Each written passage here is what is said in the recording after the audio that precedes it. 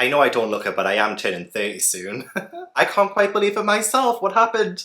What happened? So other than the fact that my life is a horror movie and I am coming full throttle to the climax, I thought maybe as a pit stop we could visit 30 books I would love to read before I turn 30. Full disclaimer, I should have done this like 6 months ago when I turned 29, but I have 6 months before I turn 30, so I thought, well, better late than never. As we know on my channel, I love to give myself unrealistic goals and expectations. These 30 books read before I turn 30, well, yeah, good luck with that. 30 coffees to drink before I turn 30?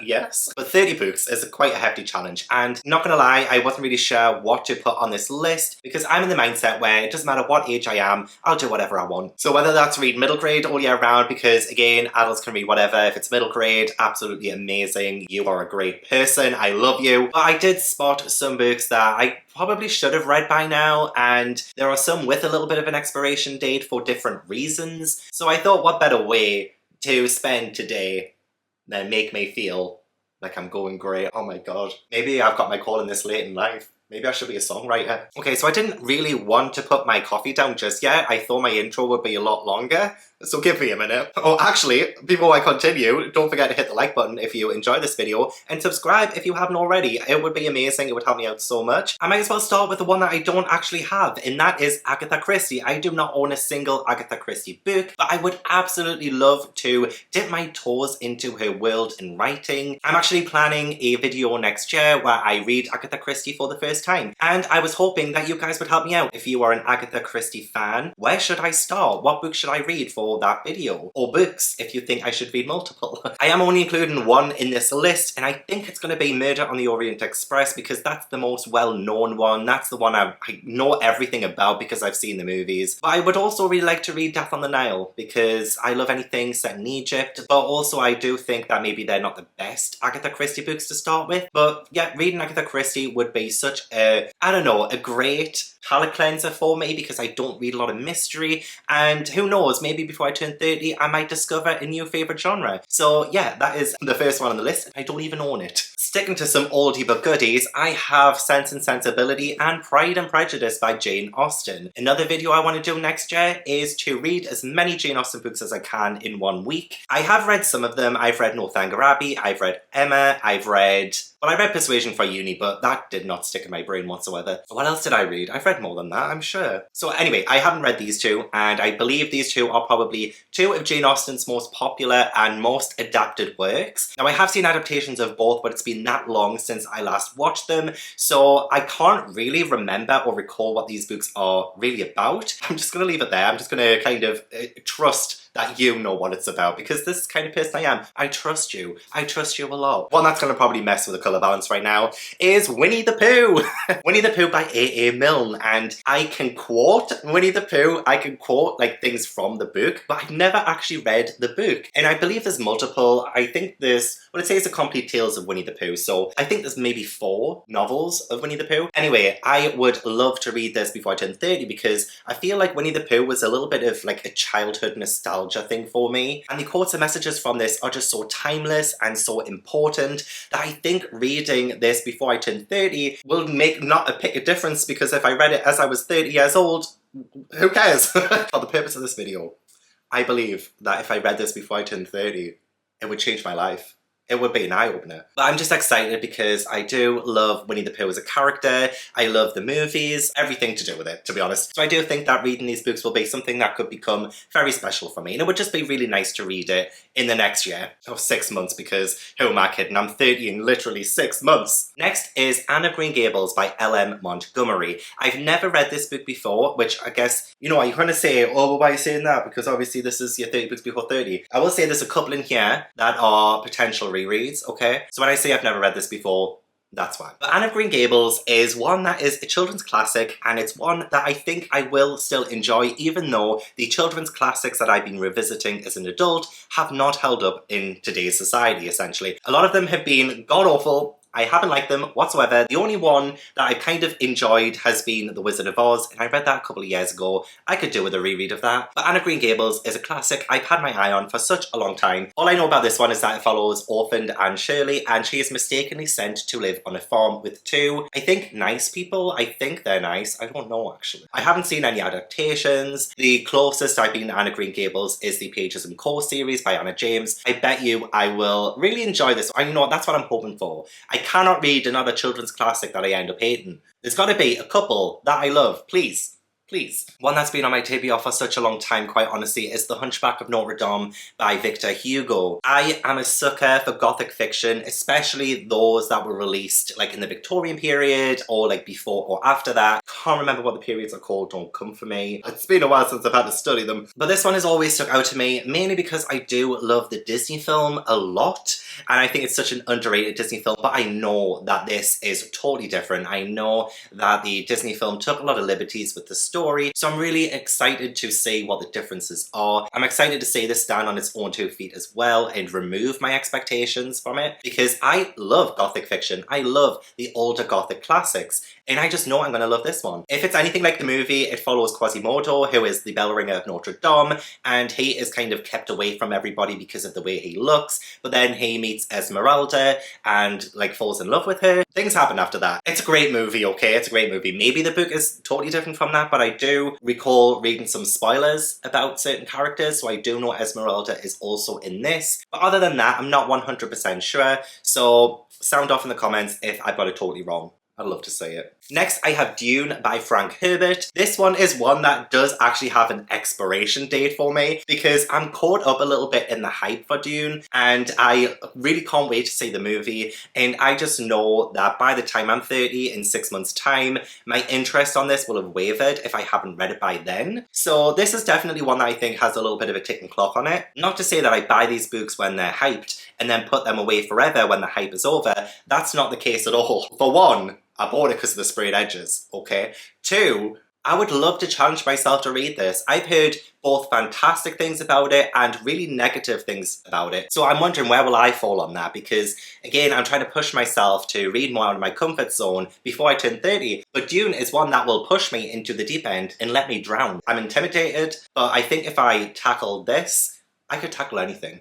I could tackle Everest. One that has a little bit of a special place in my heart because of the movie, yet again, is Jurassic Park by Michael Crichton. I have not read the book before, and the movie I think is in my top 3 movies of all time. I'm not 100% sure what my favourite movie is, honestly. It's like asking me what my favourite book is. I couldn't tell you really, but I think Jurassic Park is in my top 3. My top 3 changes all the time. But I would absolutely love to read the book that inspired a movie that I adored as a kid. I've heard good things about this one as well, and I know it will be different from the movie, and I expect that too. I don't read the books that inspired movies, I expect them to be exactly the same, but I do want to get that feeling back of when I watched Jurassic Park and the excitement of the action, so I hope it at least retains some of that. One that I do actually plan on reading, maybe in the start of next year, is If We Were Villains by ML Rio. This one is one that I kind of associate with BookTube, and BookTube has been such a huge part of my, second part of my 20s, so it's really shaped and defined who I am today. And I think reading a book, which, I have been excited about for a while, but this is a book that I do associate with BookTube. I know a few of my friends have read it and loved it, and it would be one that I think, before I turn 30, before the next chapter of my life, I can kind of close this 20s chapter of my life with reading this book. I don't know, it sounded deep in my head. This follows Oliver, who I think has been in jail for 10 years for a murder that he may or may not have committed. I think this goes through his memory of what happened, and we have to kind of piece together what did happen. It's dark academia, which has been such a huge thing on BookTube in the past few years, and it's an aesthetic that I absolutely love. So yeah, with me associating this with BookTube so much, I would love to read it before I turn 30. I mean, I would love to read the entire series of these books by the time I'm 30 because I've been putting them off for some reason for such a long time. I've only read, I think, 2 of them so far, and I own pretty much all of them. You're not going to expect this one. But Disney Twisted Tales, why have I been sleeping on this series? I have them, I'm excited for them. I've been wanting to read them for ages, so I need to read at least one more before I turn 30. And the one I've picked as a sort of starting point is Conceal Don't Feel by Jen Colleen, and this one is What If Anna and Elsa never knew each other. If you do not know, Frozen is, again, one of my favourite films of all time. So reading the Disney Twisted Tales of the Frozen world will be something that I think will help me jump back into the Disney Twisted Tales realm. And if I haven't read at least one more by the time I'm 30, I should just unhaul them all, because why do I have them if I won't read them? So this is something that is definitely a huge priority for me. I might try and make a video challenge out of it, I don't know. Conceal Don't Feel is one that I will most likely, I mean, I haven't heard the best of things about it, but it's Frozen. It's Frozen. So I'm showing it off in this video. But honestly, any of the Disney Twisted Tales books I haven't read yet would work in, you know, its place. One that if I do not read in the next 6 months, I'm just may as well never read it, is The Wise Man's Fear by Patrick Rothfuss. I read The Name of the Wind for the first time a few months back, and my memory is already starting to fade on that book. So this is the sequel to that. I know there is a third book that may or may not ever come out. I would love to continue the series before I forget everything that happened in the first one. So Name of the Wind was told by a storyteller who was telling his story.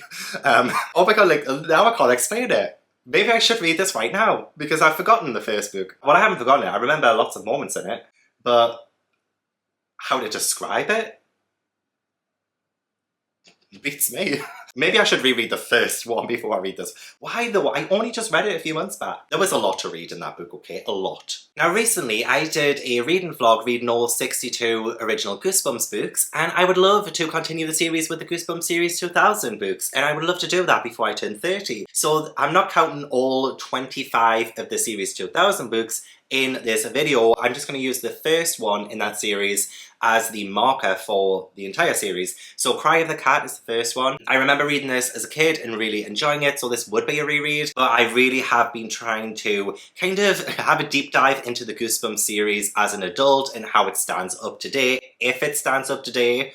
But I'm really excited to carry on with the Goosebumps series. I do think the series 2000 books will be so much better than the original series by R.L. Stine. I believe they'll be a lot more scarier, fingers crossed. This is definitely a series that I need to read before I turn 30, just as a personal goal. But in the same vein as that, I would love to read all 54 Animorphs books. This is the only, well actually no, I own 2 Animorphs books.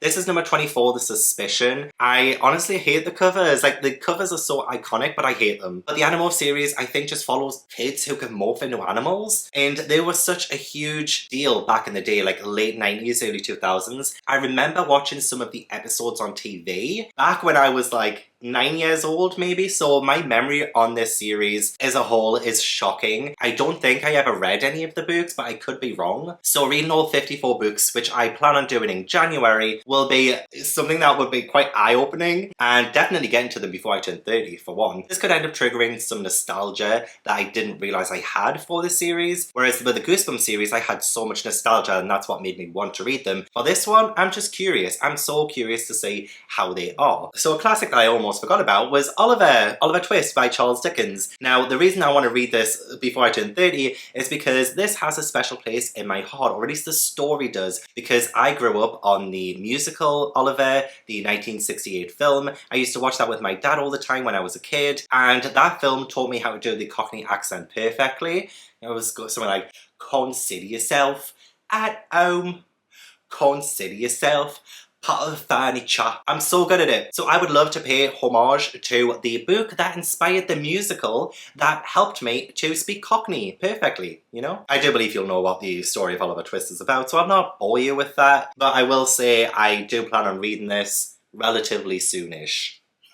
Before I turn 30. Now I'm counting both sets of these books as one. One of them is the Shadow and Bone trilogy, but I have read the first one, so the second and third one, Siege and Storm and Ruin and Rising by Leigh Bardugo, I'm counting them as one, but also Six of Crows and Crooked Kingdom by Leigh Bardugo, I'm counting these as another one. This is a trilogy I want to finish off, and this is a duology that I want to start and read for the first time. So I want to do these before I turn 30 because I read Shadow and Bone when I turned 29 actually. I believe I was reading it on my 29th birthday. So actually finishing the Leigh Bardugo books, I know there's more. I know there's more Leigh Bardugo books set in the kind of, what are they called, the Grishaverse? I know there's more, like King of Scars, which I do own, and things like that. But these 4 books, or one trilogy, one duology, are ones that I have a more priority of, and ones that I do want to finish before I turn 30, and mainly because I did enjoy what I watched of the Shadow and Bone TV show on Netflix, but I'm not gonna lie, I think I only watched the first 3 episodes, so maybe I should rewatch the show too. I don't know. But yes, Grishaverse. This is also something I'm counting as one, and I've read half of it, but I haven't read or finished the rest of it, for no good reason really. But that is Saga by Brian K. Vaughan and Fiona Staples. Now this series is continuing after a long hiatus in January 2022, I believe. But I only ever got to volume 5, I think. I think I've read the first 5 volumes. And there's 9 in here. And I was loving this so much. Nothing put me off. I was enjoying my time. I just kept forgetting to pick it up again. It would be phenomenal if I could finish. Well, this is Compendium 1, which has the first 9 volumes, or all of the volumes so far in Saga. So reading them and finishing them off before the new volumes come out would be phenomenal. I might start from the beginning again. Actually, do I have a bookmark in here? Oh, I do. I'm on, well, it's in chapters, and I'm on chapter 31. That's what I was on. So, I mean, I've read all of that, I have this much left. So just over halfway, really. I believe that's the first 5 volumes. I would love to finish this off. Down to the last 3 now, and one of them is We Sold Our Souls by Grady Hendrix. I believe I've read everything by Grady Hendrix so far, apart from this one. And Grady Hendrix has been an author that I absolutely adored when I first read My Best Friend's Exorcism. And then I wasn't the biggest fan of Southern Book Club's Guide to Slaying Vampires. And then Horror Store I quite liked. And then Final Girl Support Group, it was alright. In my personal taste of his books, I seem to have liked his books less the more I've read from his catalogue. And this, I think, is the last one I need to read to complete the books that he's released so far. This is kind of one where if I read it and I don't really enjoy it, I probably won't read another Grady Hendrix book, only because I've been a little bit disappointed with the last few. So this is a bit of a make or break one, and I would love to come to this conclusion before I turn 30. Again, I need to justify why it's in this list. I did really enjoy Grady Hendrix's earlier stuff, and I think this came out a few years ago, so at least it's not one of his recent ones, because it's the recent ones I haven't been loving. So who knows, maybe this will revitalize my love for Grady Hendrix's books. I have The Dragon Republic by R.F. Kuang, although I would also include The Burning God. And these are part of the Poppy War series by R.F. Kuang. And I read the first one. It was one that I really enjoyed. I think it was one of my favourite books of 2020. But I may end up reading all 3 of the books in the Poppy War series together. I think that would probably be the best thing, because by the time I get to this one and the 3rd one, I probably would have gotten most of the Poppy War. Yeah, this is definitely one that I would love to do. I would love to finish the series before I turn 30, and then I could maybe think of trying some other denser fantasies, because dense fantasies really do scare me a little bit, I'm not gonna lie. This also is just one book in a series, but that is Throne of Glass by Sarah J Maas. I've been putting off this series for such a long time. When I first met Sarah J Maas back in 2014, I told her how much this series inspired me, even though I had never read it. I mean, I read the first half of this, I think, but then I started uni, and I just didn't have the time. So I would love to read all 7, 8? Anyway, the Throne of Glass series, I would love to try and read. It's the only books by Sarah J Maas I haven't read yet. Follows an assassin. This is a bit of a young adult staple at this point, and I feel like everybody's read it but me. So out of everything on my shelves, I do believe the Throne of Glass series has been one that's been on my TBR for the longest. I've been putting this off, and I'm not 100% sure why. I just haven't really, I don't know. How many is that? 1, 2, 3, 4, 5, 6, 7, 8, 9, 10, 11, 12, 13, 14, 15, 16, 17, 18, 19. Oh, no, 20. Yeah. Wait, hang on. Is that only 20? Oh my god. I can't count. I think that was only 20. I genuinely thought I picked 30 books, but there's only 20. 20 books before I turn 20. 30 lessons I need to take before I turn 30, and apparently maths is one of them. I'm going to put these 2 books, Ruin and Rise and Crooked Kingdom, as a separate book then, so that's 22 books. I will also do, okay, like the Throne of Glass series then. Wait, hang on, is Throne of Glass 8 books? No. 1, 2, 3, 4, 5, 6. Assassin's Blade, so that's 7. So 22 adds 7, that's 29, isn't it? The Burning God as well, so that's 30. I cannot believe I did that. I genuinely thought I picked 30 books. But there's not, there's only 20. Oh my god. Prices are better, because I wasn't going to include the sequels. I was just going to pick just one book from that series to symbolise all of them. Oh my gosh. That's a little embarrassing. That's the video. That's the 30 books. I've double checked, it's 30. That's the 30 books that I would love to read before I turn 30. Which is fast approaching, Lord help me. Yeah, I hope you enjoyed the video anyway. Please do leave a like if you did, and subscribe if you haven't already. Leave a comment down below, let me know everything. Let me know your thoughts on these books. Let me know if you have any goals before you hit a certain age. Tell me everything, let me know. And I will hopefully see you in the next video. Bye!